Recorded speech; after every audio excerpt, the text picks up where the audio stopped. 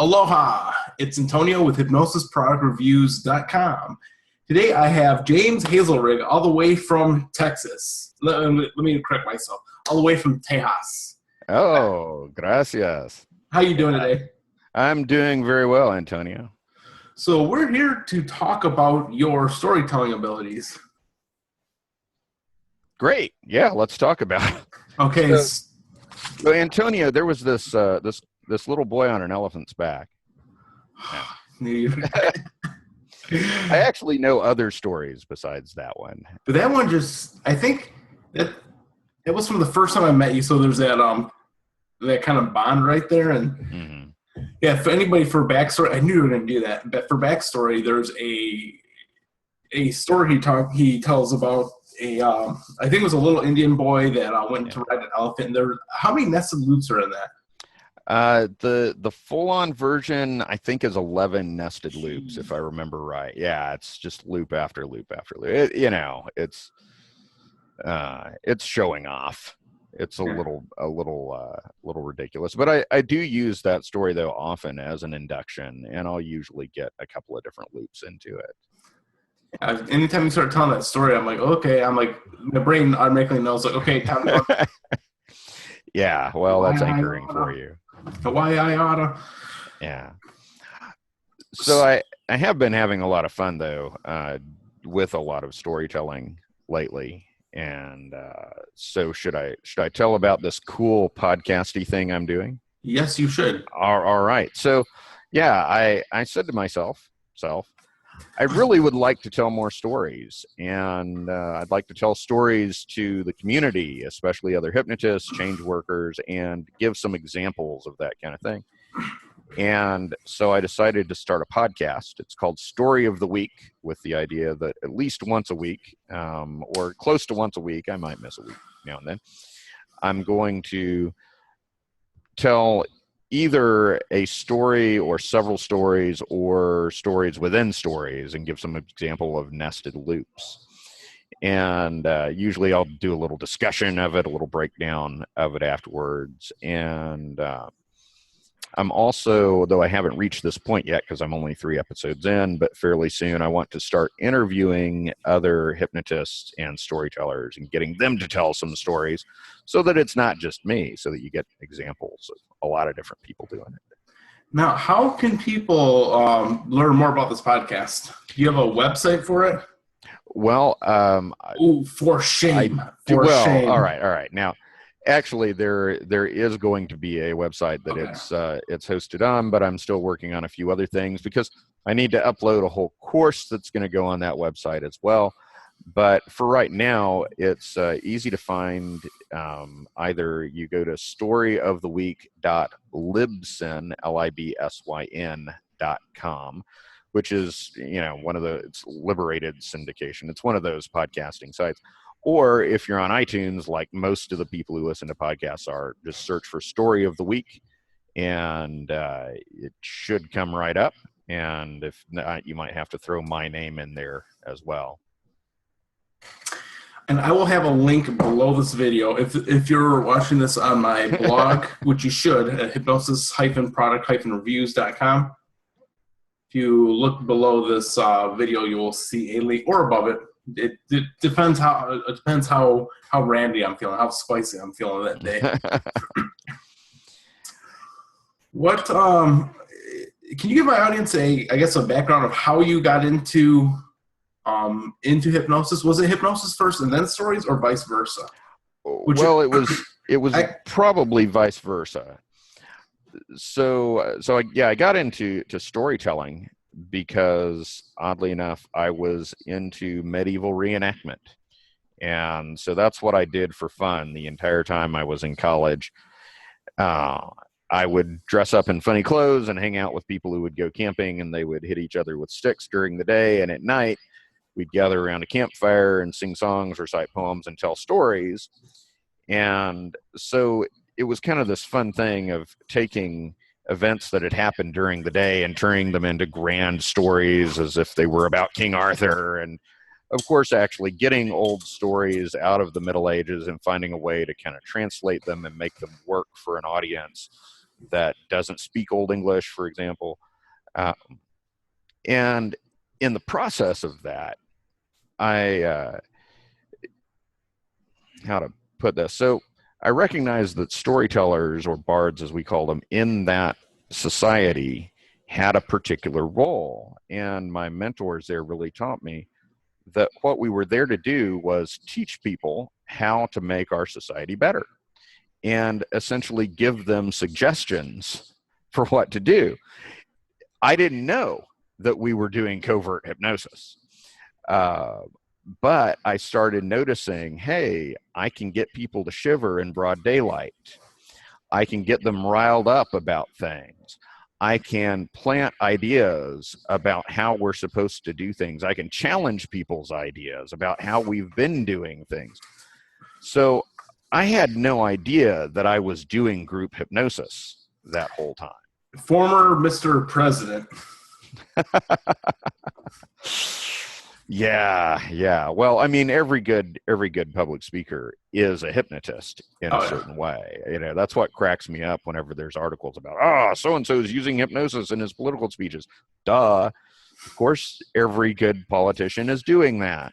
Some of them do it really effectively, and some of them remind me of someone who took a 1 weekend NLP course. Yeah, it's funny how some people. I remember there was a report that came out about Obama years ago. I know you've seen it, where they try to do a breakdown of all the stuff he was doing, like, he's using NLP, blah blah blah. I'm like, honestly, he's probably just a really good speaker. Because I think a lot of people that get into hypnosis, or in particular maybe NLP, are not good at communication to begin with, and they want to get better at it. And they don't realize other people are just maybe were born naturally at it, or just learn at a very young age, and they didn't have to learn NLP. Yeah, well, I mean, NLP is all about studying someone who does something in an excellent way, breaking it down and figuring out how to reproduce it. So, naturally, if somebody is a great public speaker, it's not because they studied NLP. They may be naturally a great speaker, and NLP is modeled after people like them, and so that was really when I got into doing hypnosis and started studying NLP, and I started recognizing, these are things I've already been doing as a public speaker, as a storyteller. And then I looked at, okay, here's how I can improve those even more by recognizing NLP tools that are at work. One of the things I used to do when I was doing medieval reenactment was what's called a battle speech, or a gilpquita, which is a bragging speech. And when I say bragging, it's not arrogant. It's actually a format, and Viking warriors used to do this when they were partying. They're all gathered there in the mead hall. They're drinking mead, which is honey wine, which is a pretty potent thing. And so a Viking warrior would stand up and he would perform his gilpquita, where he says, at the battle of such and such, I was really strong and I kicked a bunch of ass. And, I'm descended from so-and-so, and he did this, and so-and-so who did that. And basically, they are revivifying all of these past experiences and all the past glories. So they are eliciting a state. And once they're in that state, then the Lord of the Hall, their commander, basically hands them a golden arm ring. And of course, gold is the color of mead too, so you get a tie-in. And they would put this golden armband on, and they would say, I swear because of this gift that when I'm called to battle, I will be just as badass as I was in all those battles before. And every time they look at that ring, that physical anchor, they're reminded of that pledge they've made. And so then when it comes time to actually go into battle, either they would stand up and repeat their gilpquita, or their girlfriend or wife would do it for them, or a skald, a bard, a storyteller, a poet would stand up and do it for them. So they would have gone through, basically elicit a state, anchor it, future pace it. When it comes time to use it, fire the anchor and go in and do it. So, I mean, did the Vikings study NLP? No, but those patterns are what works for the human mind. It's a interesting little tidbit of information right there. Actually, in the medieval reenactment group, I taught a class called Viking Hypnosis for Warriors. You're such a dork. Oh, look, I just have to own it. All right. I've realized, I'm going to bowl in a kilt. I dress up in funny clothes and perform at Renaissance festivals. I'm just going to own the fact that I, hang out with people. You know what I just realized? How's my microphone sounding right now? It sounds all right to me. Okay, I might need to move it closer to me. Of course it's going to sound good to you. You know how we always think we don't sound as good. Right. Well, yeah. Fix my chair. Pull this thing up. That might be better. That might sound a little more clear. Pea popper and everything. Nice. Yeah, the pea popper, the homemade. Fancy. Yeah. Homemade fancy kind. Right. Yeah. Is that an embroidery hoop? Oh, totally. Embroidery hoop with not my nylons on there. Oh, you can admit that you wore them. Yeah, I can own that I dressed up in armor and hit people. All right. You can own your whole drag career. It's okay, Antonio. Look at this face. What I was gonna say. So that was you were doing some LARPing then, right? Well, not technically, but yeah, similar to LARP. We were just as dorky. Yeah, well, we don't think so, but yeah, similarly as dorky. All a trick to get nerds to get out and exercise. Oh, the evil plan. Yeah. Yep. Because Pokemon Go was just a flash in the pan. It got them to exercise for a week, and then they're all like, I'm too tired. You know what's funny about that? When that happened, when I used to work for that evil timeshare company, I finally quit, thank God. Mm-hmm. Anyhow, probably about 8 months ago, what I was doing is I was making a sign that said Pokemon Tours, collect rare water Pokemon. Right. And kids would walk by the booth, and once they saw that, they would damn near shit a brick. Oh, man. That was cruel. That was really cruel. I remember I had some parents who were like, I don't want to do your timeshare presentation, blah, blah, blah. And then I would look at the kids and I'm like, hey, you kids want to go see some Pokemon? And then I would ask them if they want to catch Pokemon. They would run on my booth screaming, Pokemon, Pokemon. Oh, parents were just livid, pissed. Oh. Yeah. Us salespeople have a couple tricks up our sleeves.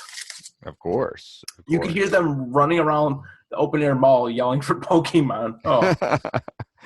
And it's really neat the way that you demonstrated just now that all of us are natural storytellers. I always forget that. And this is the interesting thing is that even hypnotists who specialize in the really fast, rapid hypnotic approach, like my good friend Carl Smith from Great Britain, his kinetic shift, and that thing's really taken off, and he does a lot of cool stuff with it. He does rapid inductions. He does stick their fingers together. He does essentially really fast NLP submodality type work.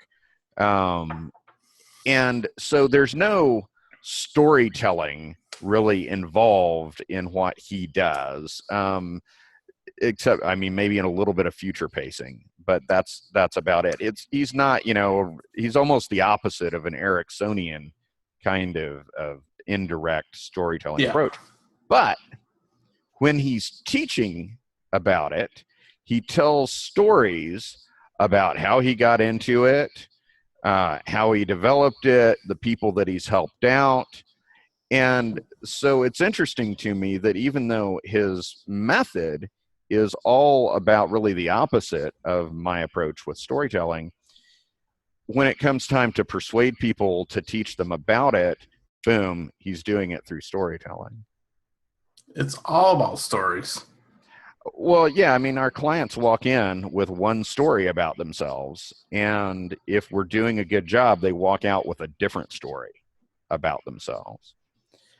So that's why I love exploring storytelling, and why I'm really determined to, kind of preach the gospel of it, get the message out there about The storytelling. holy gospel. Woo! Well, yeah. Well, let's not forget parables. True. That's how Christ taught. That's how all of the religions teach, through stories and parables. So yeah, I mean, kind of my mission, and it's not truly a religious mission, but my mission is to help hypnotists recognize their own inner storyteller and help them develop it and help them realize what we can do with it. Wait, you just said it's not our mission. What color is that? Is that smoking? Is that a jacket you got? Is that purple? What? Oh, no. Well, no, it's gray, but under this blue light, that does look very purple. And I've got purple. You do. You're saying we're not a color. I'm already feeling like we're heaven, like we're right? Heaven's Yeah. Gate. There we are. Of course, yeah. Of course, I've got a green shirt on, and purple and green were considered the devil's colors in the Middle Ages. Oh boy. Which is weird. I mean, now we're like black and red, but then it was purple and green. Those two colors together, that's the devil. Colorblind, you never know. Yeah, well, some things are different now. Speaking of stories, I'm going to do a little plug for myself. Mm-hmm. I obviously learned a long time ago that stories were really strong for selling. I found that out in the past 6 years of convincing people to go do a timeshare presentation. Mm-hmm. It was more of like a very persuasive convincing. So I started learning copywriting. I started learning how to sell products online with stories in the written word. So if you are on my blog right now, if you look up in the upper right-hand corner, wherever, it might be here, I'm not really sure, or below here, or even above, you'll see a spot where you can put your name and your email.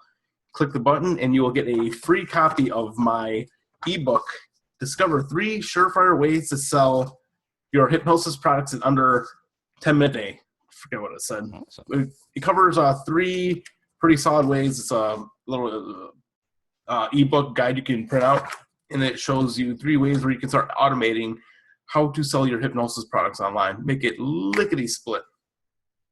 My mission is to help more hypnotists fill more trainings and products, because frankly, a lot of hypnotists suck at selling. Yeah. And that's so funny, because selling is hypnosis. It's not that we don't have the skills. A lot of people, they're scared of evil sales. Yeah. Well, you have those underlying beliefs. Richard Nongard, when I was studying with him, told me to go out and get sales closes for dummies. And he said, take out the word sales and put in the word hypnosis, and it all works. And I've realized that, especially, man, when you're doing smoking cessation, I am spending that entire time from when I first interact with them to my last interaction. It's ABC. It's always be closing. I am always working on the fact that they are a non-smoker now, and I'm having to sell them on it, which is a lot of fun. But I can see when they buy in, and So when you're telling a story, when you are being persuasive, you are really capturing and leading a person's imagination. And you have to get them to imagine that new state, that new reality, before they're ever going to buy into it. Speaking of the buy-in, when did you notice my buy-in when you were seeding ideas for me to quit smoking a couple years ago?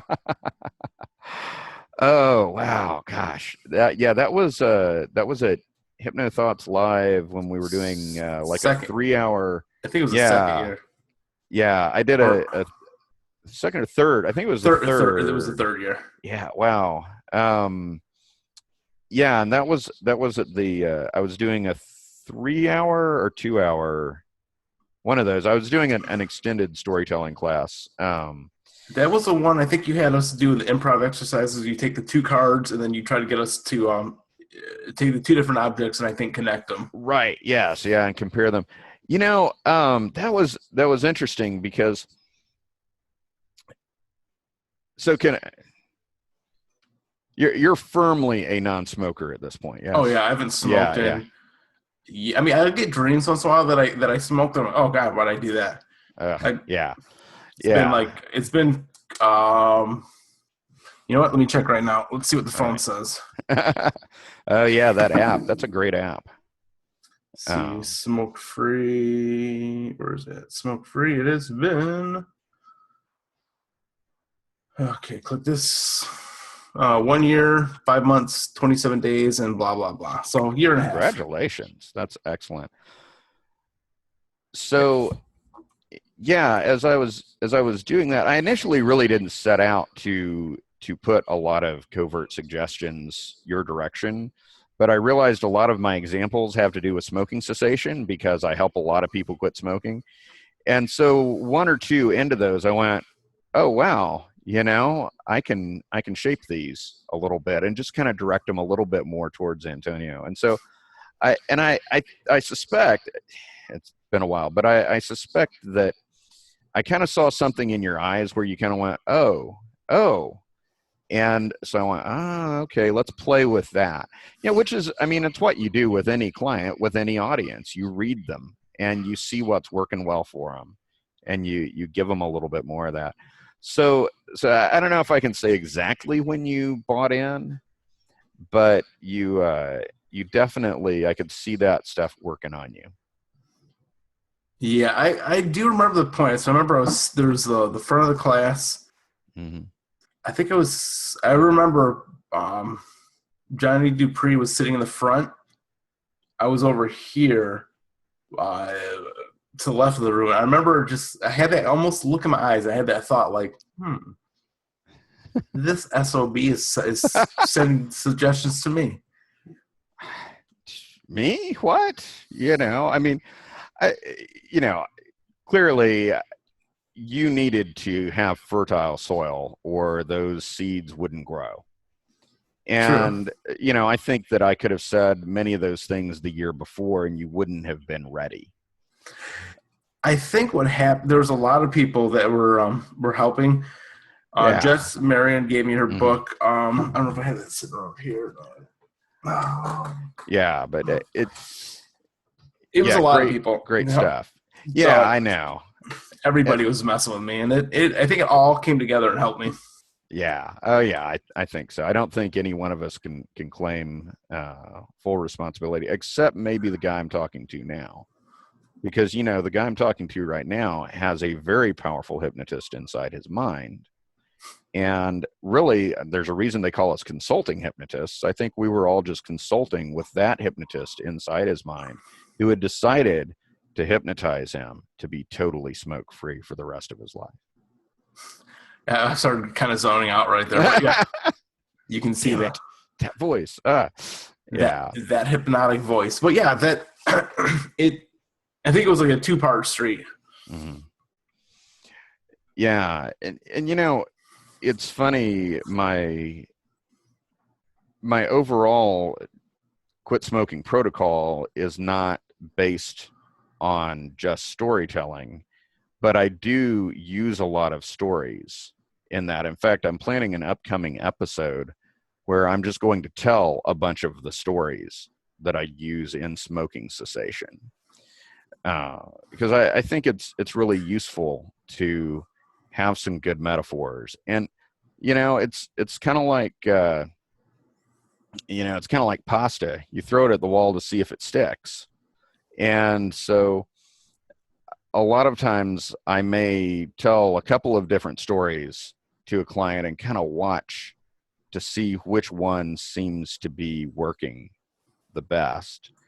And sometimes there will be ones that don't resonate at all. I had a grandmother in my office here to quit smoking a while back. And generally if somebody has grandkids, I can count on the idea that they want to be around to see the grandkids grow up.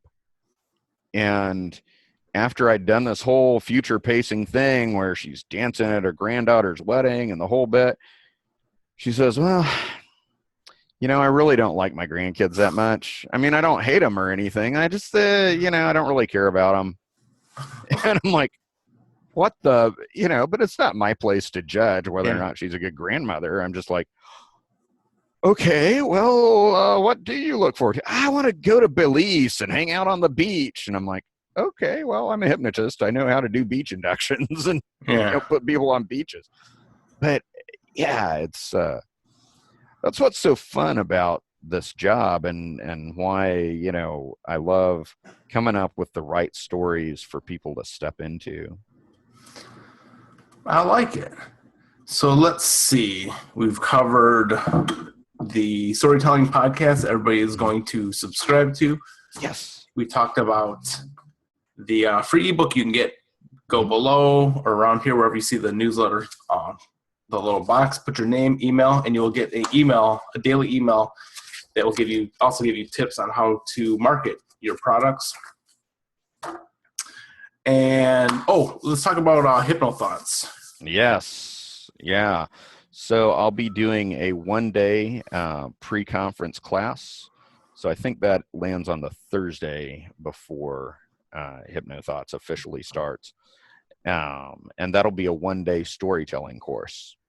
So I'm really excited about that. I'll help people to learn the basics of storytelling, learn how to make a story really effective, how to embed some suggestions, and how to loop stories so that you nest one story inside the other and where to break. And we'll also get chances to practice in there. So it's just going to be a really great opportunity to work together and have a lot of fun with that.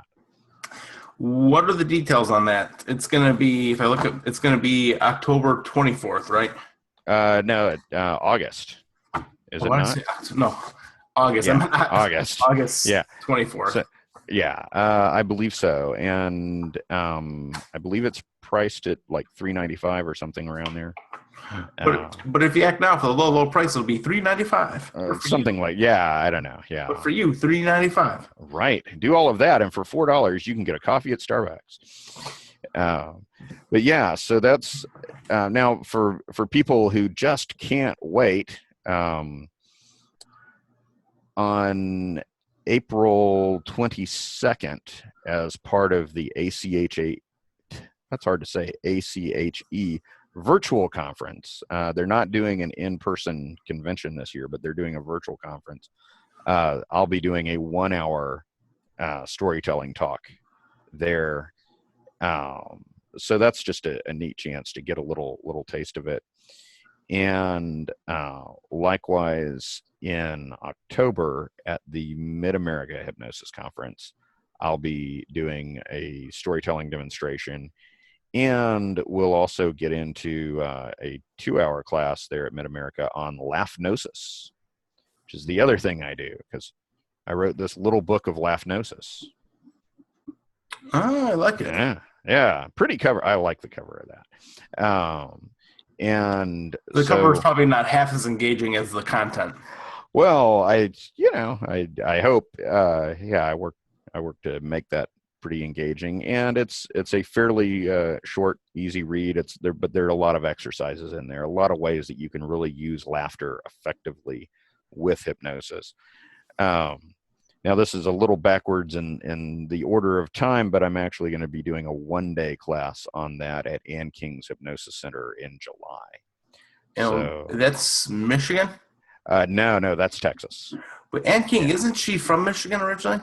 I think she might be. Yeah, I think it's Ann King. She's lived in Texas for quite a long time, but yeah, she's actually got this lovely little spot out in the country close to Bernie, Texas.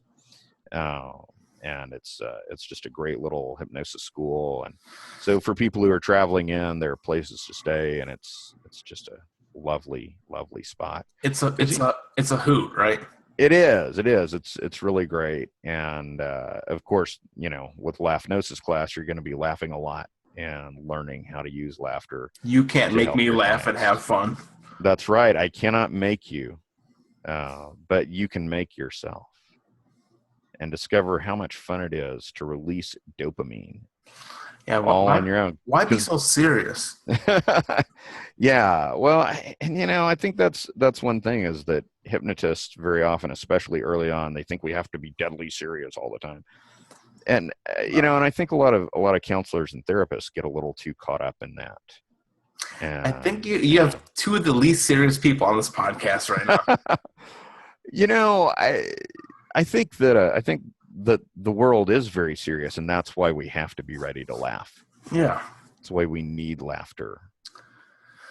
Well, let's see. I think we've got everything covered. Covered your conference. Mm-hmm. Or how can they learn more about that? Is there can they go to the htlive.net website? Yes. I don't remember what the ACHE thing is. Just be sure that you put in ACHE hypnosis, because as I just discovered, there's an American Council of Healthcare Examiners or Experts or something like that. Yeah, don't go to that one. Yeah, that'll be confusing because their thing's in March. But yeah, go to ACHE hypnosis. Just search that on Google. Well, or better yet, your people can give my people information, and I can. All right, I'll tell my people to do that. Just like jump on the microphone. Yes, yeah. Service mic. People. All right, yeah. So I think we got everything covered. God, I can't wait to be in Vegas again. That'll be fun. Once a year, yeah. Vegas is enough for me. Yep. Are you ready for the Hypno Bowl? I haven't even registered. You know what? Pam and I we're talking about doing a Hawaiian skirts one. Oh, nice. Yeah, as an answer to my kilted team. Yeah, or maybe do some coconuts. Excellent. Yeah. It's going to be really fun and really silly and not something to take seriously, not a reason to go out and buy your own bowling ball and start taking lessons nearby at a local bowling alley that's just down the street from my office or anything like that.